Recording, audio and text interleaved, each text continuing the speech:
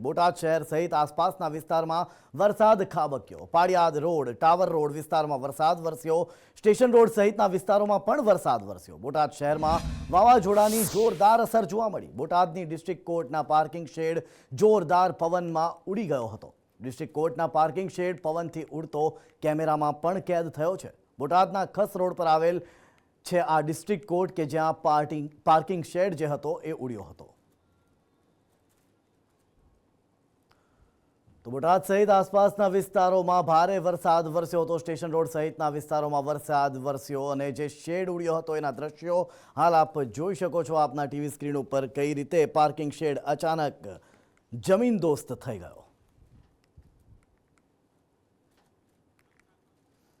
તો બોટાદ સહિત આસપાસના વિસ્તારોમાં ભારે વરસાદ વરસ્યો હતો। બોટાદમાં આજરોજ અચાનક વાતાવરણમાં પલટો આવ્યો અને ત્યારબાદ વરસાદ વરસ્યો। બોટાદના પાળિયાદ રોડ, ટાવર રોડ વિસ્તારમાં વરસાદ વરસ્યો તો સ્ટેશન રોડ સહિતના વિસ્તારોમાં પણ વરસાદ વરસ્યો હતો। બોટાદ શહેરમાં વાવાઝોડાની અસર જોવા મળી હતી। જાણે મિની વાવાઝોડું સર્જાયું હોય એવા દ્રશ્યો સામે આવ્યા હતા। કેટલાક વિસ્તારો એવા હતા કે જ્યાં કરા પણ પડ્યા છે। તો બોટાદની ડિસ્ટ્રિક્ટ કોર્ટના પાર્કિંગમાં રહેલો શેડ પહેલા પવનમાં ઉડ્યો અને ત્યારબાદ જમીનદોસ્ત થઈ ગયો હતો। ડિસ્ટ્રિક્ટ કોર્ટના પાર્કિંગ શેડ પવનથી ઉડતો કેમેરામાં પણ કેદ થયો છે। ત્યારે બોટાદના ખસ રોડ પર ડિસ્ટ્રિક્ટ કોર્ટ આવેલી છે જ્યાંનો પાર્કિંગ શેડ અચાનક પવનમાં ઉડ્યો અને ત્યારબાદ જમીનદોસ્ત થયો।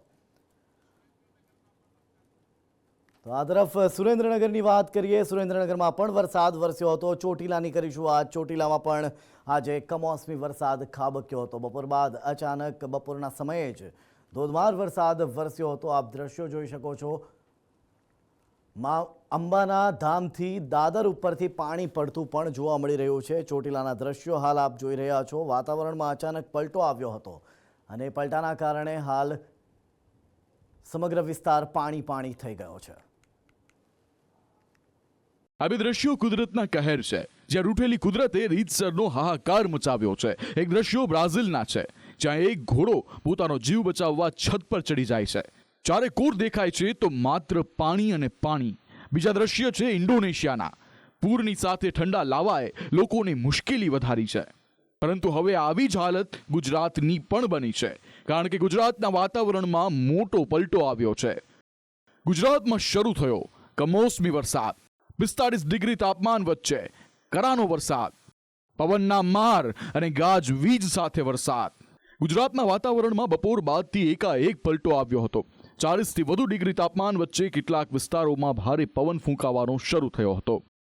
ત્યારબાદ ગાજવીજ સાથે કમોસમી વરસાદ શરૂ થયો હતો તો કેટલાક વિસ્તારોમાં ચોમાસાની જેમ કરા પડ્યા હતા।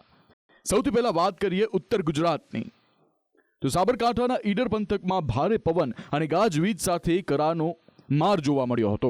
જ્યાં પહેલા તોફાની રીતે ધૂળોની ડમરી ઉડી હતી તો ત્યારબાદ કેટલાક વિસ્તારોમાં વરસાદ અને કેટલાક વિસ્તારોમાં કરાનો માર દેખાયો હતો। ભારે પવનનો માર હિંમતનગરમાં દેખાયો હતો, જેના કારણે આરટીઓ સર્કલ પર લગાવેલા હોર્ડિંગ્સ જમીનદોસ્ત થયા હતા। પવનનું જોર વધતા વાહન ચાલકો મોટી મુશ્કેલીમાં મુકાયા હતા। અંબાજી અને દાંતામાં પણ વરસાદી માહોલ જામ્યો હતો। અંબાજી મંદિરના ચાચર ચોકમાં પાણી ભરાયા હતા તો દાંતાના માંકડી મંડાલી વિસ્તારમાં વરસાદ પડ્યો હતો। અરવલ્લી જિલ્લાના વાતાવરણમાં પલટો દેખાયો હતો। શામળાજીમાં ભારે પવનના કારણે બેનરો ઉડ્યા હતા તો શામળાજી મંદિર તરફ જવાના માર્ગે પાણી ભરાયું હતું। તો ભિલોડા તાલુકામાં પણ કેટલાક વિસ્તારોમાં કરા સાથે વરસાદ ખાબક્યો હતો। સાબરકાંઠાના ખેડબ્રહ્મા તાલુકામાં પણ વાતાવરણ પલટાયું હતું। લક્ષ્મીપુરા, વર્તોલ, પરોયા, દેરોલ તેમજ ગલોડિયા ગામમાં કરા સાથે વરસાદ પડ્યો હતો તો ભારે પવનના કારણે ગામમાં વીજ પોલ જમીનદોસ્ત થયો હતો।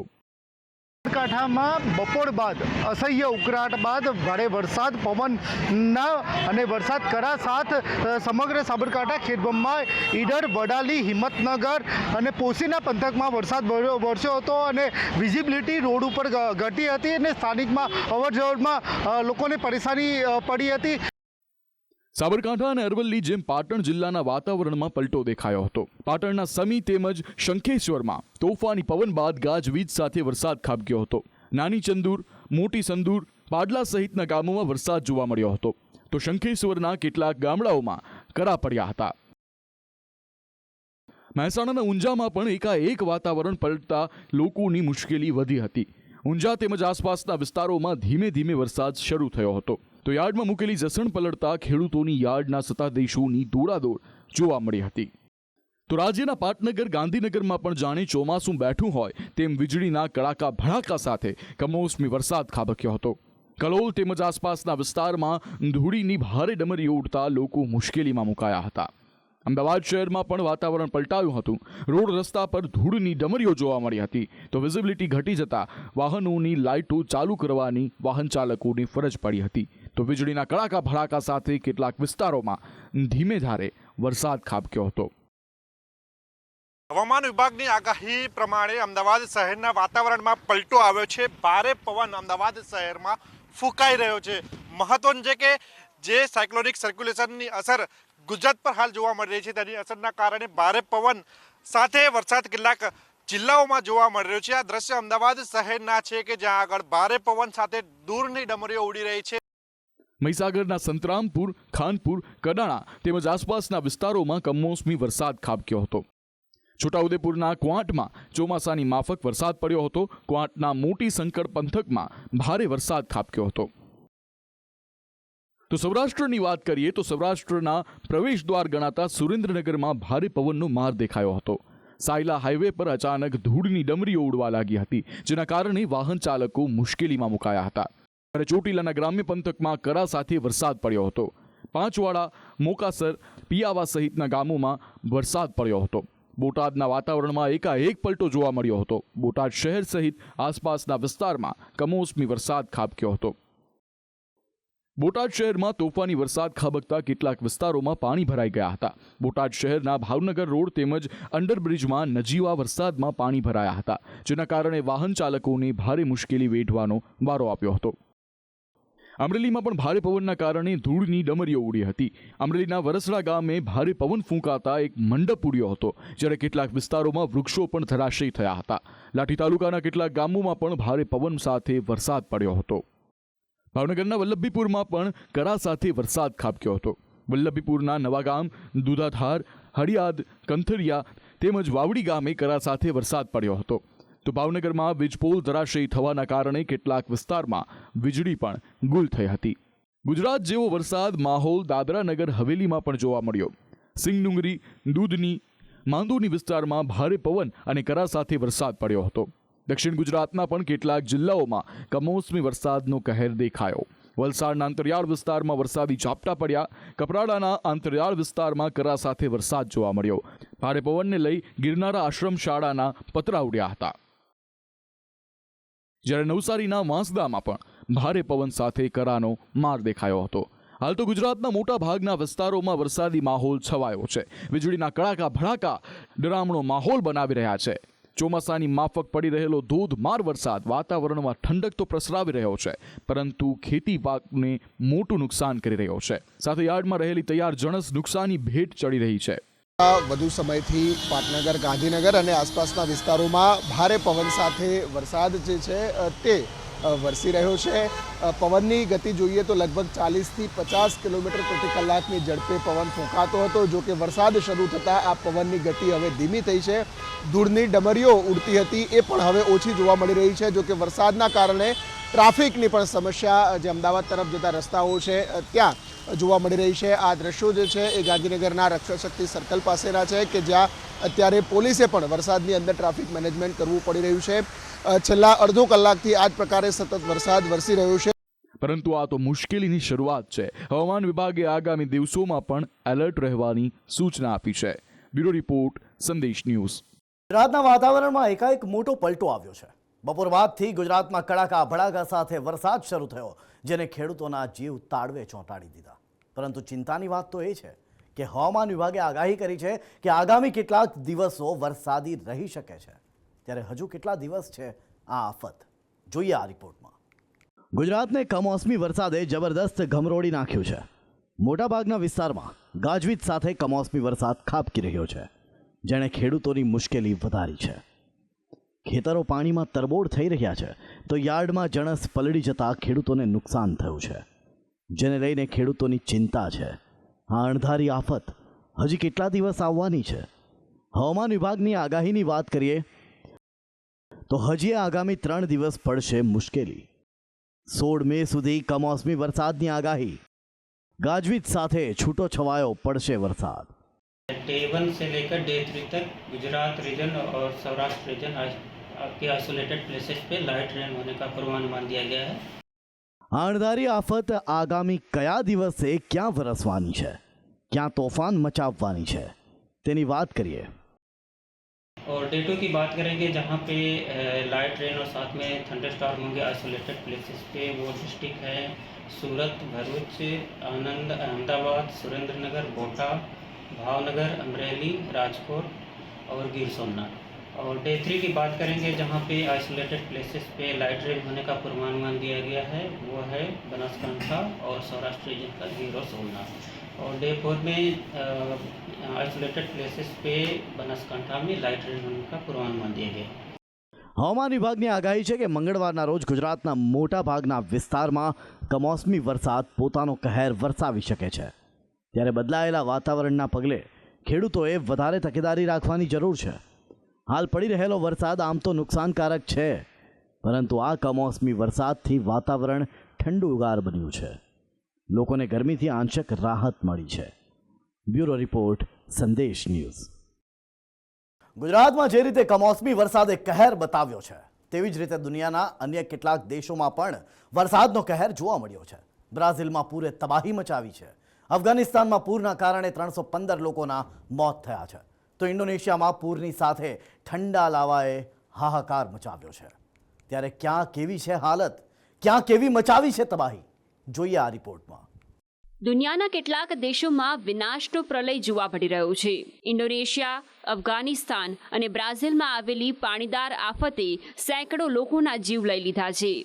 ઇન્ડોનેશિયાના સુમાત્રામાં પૂરના કહેરમાં 28 લોકોના મોત થયા છે, જ્યારે પૂરના કારણે અફઘાનિસ્તાનમાં 315ના મોત થયા છે, તો બ્રાઝિલમાં 136 લોકોના મોત થયા છે. હાલ પૂરથી સૌથી વધુ પ્રભાવિત અફઘાનિસ્તાન છે. પૂરના પ્રકોપમાં 315થી પણ વધુ લોકોએ જીવ ગુમાવ્યો છે. 1600થી વધુ લોકો પ્રભાવિત થયા છે, જ્યારે 2000થી પણ વધુ ઘરો ધરાશાયી થયા છે. ઘણા વિસ્તારો તો એવા છે જ્યાં 2 અઠવાડિયાથી વીજળી પણ નથી આવી. આ આકાશી આફતમાં હજારો જાનવરો પણ મોતને ભેટ્યા છે. અફઘાનિસ્તાનમાં ખાદ્ય સામગ્રી અછત સર્જાતા મોટી મુશ્કેલી ઊભી થઈ છે. તો આવા જ હાલ બ્રાઝિલના પણ થયા છે. બ્રાઝિલના રિયો ગ્રાન્ડે દો સુલમાં 29 એપ્રિલથી ભારે વરસાદ થઈ રહ્યો છે, જેના કારણે લગભગ 414 શહેરોમાં પૂર જેવી સ્થિતિ સર્જાઈ છે, જેની ઘણી તસવીરો અને વિડીયો પણ સામે આવ્યા છે, જેમાં પૂરગ્રસ્ત વિસ્તારમાં ફસાયેલા ઘોડાના એક વિડીયો ચકચાર મચાવે છે. ઇન્ડોનેશિયાની વાત કરીએ તો પશ્ચિમી ઇન્ડોનેશિયામાં પહેલા ભારે વરસાદ થયા બાદ એક ઠંડો જ્વાળામુખી ફાટ્યો હતો, જેના કારણે સમગ્ર વિસ્તારમાં લાવો પથરાઈ જતા લોકો લાવામાં ગરકાવ થયા હતા. ઇન્ડોનેશિયામાં એક સાથે આવેલી 2 આફતોમાં 28 લોકો મોતને ભેટ્યા છે, તો હજારો લોકો બેઘર બન્યા છે. હાલ તો દુનિયામાં જ્યાં જુઓ ત્યાં તબાહી જ તબાહી જોવા મળી રહી છે. પ્રલયનું પાણી ભયાવહ તબાહીને લઈને આવ્યું છે. અફઘાનિસ્તાન, ઇન્ડોનેશિયા અને બ્રાઝિલમાં આવેલી આફતે હજારો જિંદગી તબાહ કરી નાખી છે, અને તબાહીનું પાણી હજીએ જુદા જુદા દેશોમાં જુદી જુદી રીતે કહેર મચાવી રહ્યું છે. બ્યુરો રિપોર્ટ, સંદેશ ન્યૂઝ. આ વર્ષે ચારધામ યાત્રાનો પ્રારંભ થવાની સાથે વિક્રમી સંખ્યામાં શ્રદ્ધાળુઓ દર્શનાર્થે પહોંચી રહ્યા છે, પરંતુ મોટી સંખ્યામાં યાત્રાળુઓ એકઠા થઈ જતા મોટી અવ્યવસ્થા સર્જાઈ છે, જેના કારણે શ્રદ્ધાળુઓને અગવડતા ભોગવવી પડી રહી છે. વાહન, હોટલના ભાડા નિયંત્રણમાં નથી, તો અનેક યાત્રાળુ દર્શન વગર જ પરત ફરી રહ્યા છે. અક્ષય તૃતીયાના દિવસથી ચારધામ યાત્રાનો પ્રારંભ થતા ભક્તોનું ઘોડાપુર દર્શનાર્થે ઉમટ્યું છે. વિક્રમી સંખ્યામાં યાત્રિકો યમનોત્રી, ગંગોત્રી, કેદારનાથ અને બદ્રીનાથ પહોંચી રહ્યા છે. મહત્વનું છે કે 12 મેના રોજ બદ્રીનાથના કપાટ ખુલ્યા હતા, જ્યાં બીજા દિવસે મોટી સંખ્યામાં શ્રદ્ધાળુઓ પહોંચ્યા હતા. 12 મેથી બદ્રીનાથના કપાટ ખુલ્યા છે. ગઈકાલથી જ અહીંયા લોકોનો જે ધસારો છે તે જોવા મળી રહ્યો છે. જોકે હજુ પણ એટલી ભીડ નથી થઈ, કારણ કે લોકો કેદારનાથ બાદ બદ્રીનાથ આવતા હોય છે, એટલે હજુ દર્શન સહેલાઈથી થઈ શકે છે. કોઈ પણ પ્રકારની ભીડભાડ નથી, શાંતિ માહોલ વાતાવરણ છે. તેમજ ગઈકાલે સાંજે વેધર ખરાબ થયું હતું, પરંતુ અત્યારે વેધર પણ ક્લીન છે. સંદેશ ન્યૂઝની ટીમ આજે બદ્રીનાથ પહોંચી છે. બદ્રીનાથના કપાટ ખુલ્યા બાદ લોકોમાં એક પ્રકારનો ખુશીનો માહોલ છે તે જોવા મળી રહ્યો છે. ખૂબ જ સુંદર નજારો છે. લોકો કહી શકાય કે અહીંયા જે આવી રહ્યા છે તે ખૂબ જ સારી રીતે દર્શન કરી રહ્યા છે, કારણ કે યમનોત્રી, ગંગોત્રી અથવા તો કેદારનાથની અંદર જે કામ થઈ રહ્યા છે તે કન્સ્ટ્રક્શનના, તેને લઈને કદાચ લોકો થોડા હેરાન થતા હોય, પરંતુ બદ્રીનાથની અંદર અત્યારે સંપૂર્ણપણે કહી શકાય કે વ્યવસ્થિત દર્શન થઈ રહ્યા છે. લોકોનો આસ્થા છે, લોકોમાં ભક્તિ છે, અને લોકો ખૂબ જ પ્રેમપૂર્વક દર્શન કરી રહ્યા છે. એટલે બદ્રીનાથની અંદર સંદેશની ટીમ છે, દિવસભર તમને બદ્રીનાથની સંદેશ બતાવતા રહીશું. ચારધામની યાત્રામાં ગુજરાતથી પણ શ્રદ્ધાળુઓ મોટી સંખ્યામાં દર્શનાર્થે પહોંચ્યા છે, પરંતુ અવ્યવસ્થાના કારણે મોટા ભાગના લોકો મુશ્કેલીમાં મુકાયા છે. યમનોત્રી જવાના માર્ગ પર સોમવારની વહેલી સવારે મોટો ટ્રાફિક જામ સર્જાયો હતો. અંદાજિત 25 કિલોમીટર લાંબો ટ્રાફિક જામ સર્જાતા અનેક શ્રદ્ધાળુઓને કલાકો સુધી હાઈવે પર ફસાઈ રહેવું પડ્યું હતું. રોડ રસ્તા સાંકડા હોવાના કારણે ઉપરથી નીચે જઈ રહેલા અને નીચેથી ઉપર જઈ રહેલા લોકોને ભારે મુશ્કેલી વેઠવી પડી રહી છે. તો વધુ પડતા ધસારાના કારણે રવિવારે યમનોત્રી ધામની યાત્રા મોકૂફ રાખવા ઉત્તરાખંડ પોલીસે પણ અપીલ કરી હતી. આ સાથે યમનોત્રી અને ગંગોત્રીમાં શ્રદ્ધાળુઓની સંખ્યાને નિયંત્રિત કરવા ઓનલાઈન રજિસ્ટ્રેશન બંધ કરી દેવામાં આવ્યું છે. મળતી માહિતી મુજબ આગામી 23 મે સુધી ઓનલાઈન રજિસ્ટ્રેશન બંધ કરવામાં આવ્યું છે. જે લોકોએ અત્યાર સુધીમાં ઓનલાઈન રજિસ્ટ્રેશન કરાવ્યું હશે તે જ લોકો હાલ દર્શનનો લાભ લઈ શકશે. તો ઓફલાઈન રજિસ્ટ્રેશન વાળાઓને 23 મે બાદ સુધી જઈ શકાશે નહીં. બીજી બાજુ યાત્રાના પ્રારંભથી જ વાહનોના ભાડા અને હોટલના ભાડા વધવાની રાવ છે. હાલ તો ચારધામ યાત્રામાં ભક્તોનો નિરંતર પ્રવાહ જોવા મળી રહ્યો છે. પ્રથમ 2 દિવસમાં ભક્તોના ઘસારાએ પાછલા તમામ રેકોર્ડ તોડી નાખ્યા છે, પરંતુ બેકાબૂ બનેલા ભીડના કારણે ભારે અવ્યવસ્થા પણ સર્જાઈ રહી છે, જેના કારણે યાત્રામાં પહોંચેલા કેટલાક યાત્રાળુ દર્શન કર્યા વગર જ પરત ફરી રહ્યા છે. બ્યુરો રિપોર્ટ, સંદેશ ન્યૂઝ.